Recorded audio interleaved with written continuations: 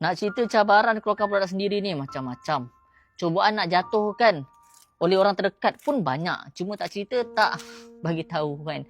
Kalau cerita korang pun kenal siapa-siapa pun semua kan. Tapi macam cabaran. Biasalah bisnes macam-macam cabaran. Walaupun yang nak cuba jatuhkan kita tu orang yang terhampir juga sebenarnya.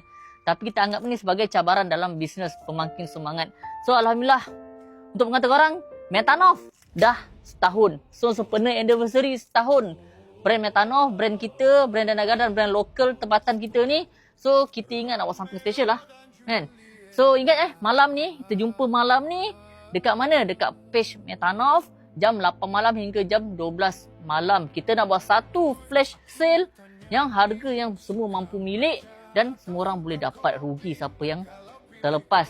So kita akan buat bukan untuk malam ni saja, kita akan buat pada 21 hari bulan 11, 22, 24, 26 dan 28 hari bulan 11 ni.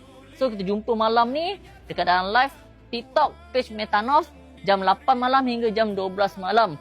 Thank you mana banyak support kita selama ni. Thank you banyak-banyak. Aku tak tahu macam nak ucapkan. So kita jumpa dalam live malam ni. Tapi jangan lupa kempen beli barangan Metanov kita still jalan juga. Untuk siapa yang beli barang ni alang-alang lah kan. Kempen apa ni? Kempen Metanov kita ni, beli barang Metanov and then kau berpeluang memenangi iPhone 17 Pro Max. And then cash RM2,000, cash RM500 dan hadiah mingguan.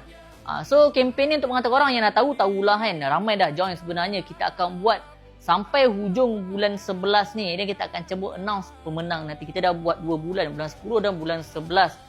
So syarat dia simple je.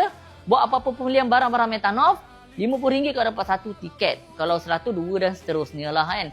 So nanti kita akan announce lah pemenang nanti dekat hujung bulan 11 nanti. So alang-alang pun korang boleh join kempen ni juga, tak ada masalah.